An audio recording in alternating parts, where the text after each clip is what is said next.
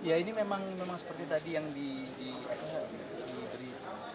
kalau memang ini persiapannya udah cukup lama, udah dari setahun yang lalu. Keluarga Super Irit. Dan memang begitu ditawarin, diajak oleh Falcon untuk memerankan ini di keluarga, itu aku sampaikan ke anak-anak, mereka ternyata semuanya semangat, excited, dan mereka mau. Jadi ya sudah, proses berjalan sampai hari ini, yang sebentar lagi 3 hari lagi kita akan mulai syuting di hari pertama. Beliau juga ikut terlibat nih untuk proyek pertamanya di film ini. Mungkin seperti apa sih, ada nervous gitu nggak sih dari itu? Nah, coba ditanya gimana bro? Ya, ini film pertamaku. Iya, ada nervousnya banyak malahan. Aku perlu catch up. Oh iya, aku every time I have, aku pakai buat latihan. Aku tanya-tanya ke ibu bapak, ke Widuri. Aku juga meluangkan waktu buat cari membuat karakter Billy di film ini juga.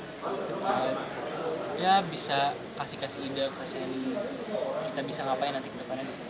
Jadi rasa memiliki mereka dengan peran di Keluarga Super Irit ini, produksi Falcon, itu sangat besar. Dan berproses itu benar, karena selama 2 tahun ini kami menanti-nantikan hari ini terjadi gitu. Dan bisa dibayangkan betapa kami bersemangat ya, karena 3 hari berdua syuting.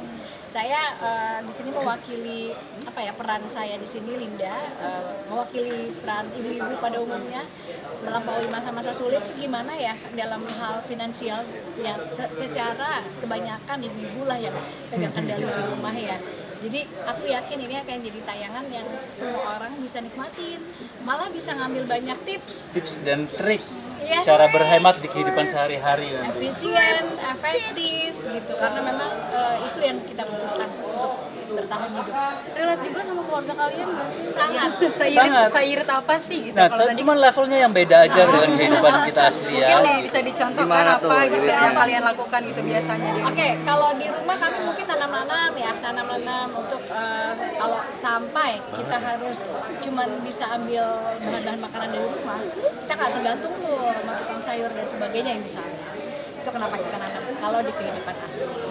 Kalau di salah satu yang aku bisa spill di sini mungkin nantinya Linda ini ngajarin seluruh keluarga itu tuh semua harus akurat. Jadi kalau kita beli sesuatu ya kita beli segini ya dapatnya segini. Nah ini yang kadang bocor halus, ibu suka nggak sadar. Kita beli sesuatu tapi ternyata itu nggak efektif gitu. Kita belinya begini, ntar misalnya ongkirnya mahal, lalu ngatasinnya gimana? Lalu timbangan, kalau kita beli ini segini ternyata ini udah termasuk ini. Kita kan maunya bersih gitu. Terus Contohnya tuh beli ikan ya kan, Ya. timbangan ikannya ya nggak pakai tulang ya, karena tulangnya kan nggak dimakan, karena tulangnya udah berat sendiri gitu. ya, misalnya gitu. Tapi nggak bisa spill lebih banyak lagi. Jadi levelnya Itu udah level iritnya Linda tuh, tak tak terhingga. terhingga. Paling super. Jadi super kalau irit. penasaran, pengen tahu bagaimana hidup secara efektif, efisien, nggak benar-benar bisa nabung. Ini bukan masalah uangnya tuh nggak seberapa, kadang 10 juta sama 100 juta tuh sama aja. Tergantung kita spendingnya, benar nggak? Tapi kita lagi ngomongin di sini yang aku suka dari Keluarga Super Irit adalah kita selalu sedikit apapun penghasilan, kita selalu bisa tabung dari investasi.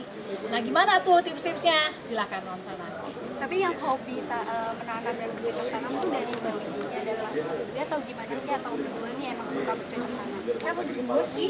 Karena emang pada dasarnya ada lahan juga di rumah. Iya, kalau aku dari dulu sumur dulu ini aku sudah suka nanam bunga, tapi gitu. Nah, terus sudah berkeluarga gitu, punya lahan, ya udah coba nanam deh, karena kita pengen bener-bener yang kita merasa yakin kalau yang kita makan tuh adalah bersih Ya, gitu. terus kita punya pupuk komposter lagi. Ya, kita komposit juga di rumah. Jadi sisa sampah organiknya itu kita kelola sama daun kering, kan banyak di rumah kita, banyak kebun gitu. Terus dari maggot-maggotnya kita ambil buat kasih makan buat kita ternak juga, ikan lele sama nila gitu. Jadi mereka makan itu. Jadi lebih terjamin lah semuanya buat kesehatan. Nah mungkin tanaman apa aja sih yang ditanam, sayuran-sayuran apa aja yang ada di sana? Kadang panennya bisa berlebihan. Kita pernah bikin hidroponik di rumah. Karena berlebihan akhirnya kita tahu kayaknya waduh ini kita juga kan nggak jualan ya. Akhirnya malah jadi overflow. Kita ganti. Lalu kayak semacam singkong, ubi, kalau lagi panen banyak. Tapi kadang-kadang sampai daunnya merambat, waduh ternyata repot juga ya gitu. Kita ganti lagi. Jadi kurang lebih kalau kayak jahe, cabe, ya kita ada di rumah, serai, daun, pokoknya yang sebenarnya kita taunya selama ini cuma buat hias, ternyata aku tanya-tanya banyak loh tanaman hias yang bisa dimakan juga gitu. Bayam, singkong, terus bayamnya juga ada bayam Brazil dikasih temen, dan akhirnya ketika dimulai setahun 2 tahun, ini udah mulai tahu-tahu jadinya lebih tahu selahnya lah. Jadi Sampai saya suka jadi budget. bahan eksperimennya Bu Widi buat nyobain ini, coba makan ini, coba makan. Ada yang nggak bisa dimakan mentah, jadi ada yang bener-bener kita jadi tahu juga. Tahu keracunan juga ya? Bukan keracunan, jadi malah tajam. Ada oksalatnya Ya itu nggak boleh, ada salah satu daun apa itu? Air, kubis air ya? Iya, itu ada Kubis air oksalatnya. itu kita kira itu bisa dimakan campur langsung kayak salad, ternyata itu harus direbus dimasak dulu. Karena itu ternyata kalau dilihat pakai mikroskop itu dia dalamnya itu apa selaputnya itu seperti pecahan-pecahan beling, makanya begitu dimakan tuh wah sakit banget di sini Asamnya gitu. saking asamnya dia tajam sekali. Padahal tapi nggak mematikan. Tapi minimalisir budget belanja juga berarti. Sebenarnya kalau di keluarga kami nih, bukan ngomong keluarga Spirit ya, keluarga kami tuh sebenarnya lebih kepada gaya hidup yang akhirnya bisa kayaknya suka aneh-aneh nih. Gaya hidup yang sebenarnya sangat sustainable dan kayaknya lebih memuji ke diri sendiri nggak sih, supaya kita tuh bisa sebenarnya gitu, karena satu hal lagi bukan soal murah beli, saya bilang karena banyak yang masih ekonomi, cuman lebih kepada udah ada lahan, lalu memang ini sehat ya, kan kayaknya seneng gitu kalau kita tahu makan dari tanaman sendiri, tanaman yang kita tanami atau tumbuhin di halaman sendiri gitu. Lebih penasaran aja sih, akhirnya kok bisa gitu. Ngajak anak juga nggak sih dalam cocok tanam ini? Kita ngajarin, tapi secara tidak langsung kami nggak mau guruin juga. Tapi kadang-kadang mereka juga nggak sadar sebenarnya di rumah tuh udah ada semua gitu. Yang maju-maju. Misalkan, Cynthia jangan maju-maju kamera Cynthia. bukan ayam belum kesampaian ya. Ikan. Iya takut berisik. Ikan, Iya, lalu kepengen. beberapa sayuran. Biar bangunin aku. Iya benar. Iya, cuman di rumah kan suka ada apa ya, kita suka ada ya kadang-kadang rekaman, kadang-kadang syuting. Kalau ada ayam Iya sih. takutnya suaranya nanti Noise banget. mungkin nanti akan ya cari ayam yang agak-agak pendiam gitu. Mas ini kan bertiga gitu, anak-anak semuanya terjun ke dunia hiburan film Iya. gitu kan. Ini memang diarahkan ke sana semua nggak sih mereka? Nggak diarahkan, cuman ngelihat apa ya minat bakatnya mereka, ternyata memang banyak yang ke arah sini. Coba kalau Deden ngomongnya gimana? Minat bakatnya Deden itu sebenarnya kemana sih? Emang dipaksain nggak sama ibu bapak untuk tampil sama om-om wartawan begini? Sebenarnya aku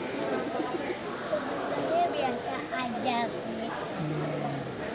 Biasanya ibu yang ajak, tapi biasanya aku nggak mau. Terus waktu aku misalnya lagi syuting nih, terus aku baru seru banget gitu, aku lagi Lebih seru di kamera berakting atau Deden main musik? Dia emang Lala seneng banget ya sama musik, nyanyi, sampai diajak acting gini kok seneng juga gitu. Ini juga sama, dia kuatnya di musik. Selama ini adiknya ya Widuri yang kelihatannya di acting. Tapi sebenarnya gimana? Aku sekarang ini kan lagi proses bikin film pertama. Aku lebih lebih ada pengalaman di musik. Tapi aku tuh sekarang lagi mau explore aja sih, apalagi di bab seni. Aku mau mencoba banyak hobi, yaitu musik, terus main film. Aku juga tertarik ke teater. Suaranya kenceng banget. Jadi ikut pelatihan juga dia. Aku juga sempat ikut banyak kelas sih, beberapa kelas yang arahnya juga Kalau support anak kan udah biasa mungkin ya. Tapi ini kerja bareng anak mungkin gimana tantangannya? Kayak kerja nggak sih? Aduh, kita nggak menganggap ini sebuah kerja gitu loh.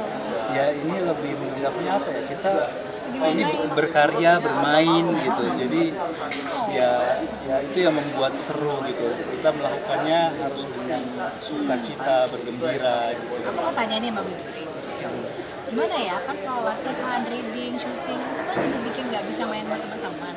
Nah gimana tuh Widuri? Kehilangan waktu nggak sih?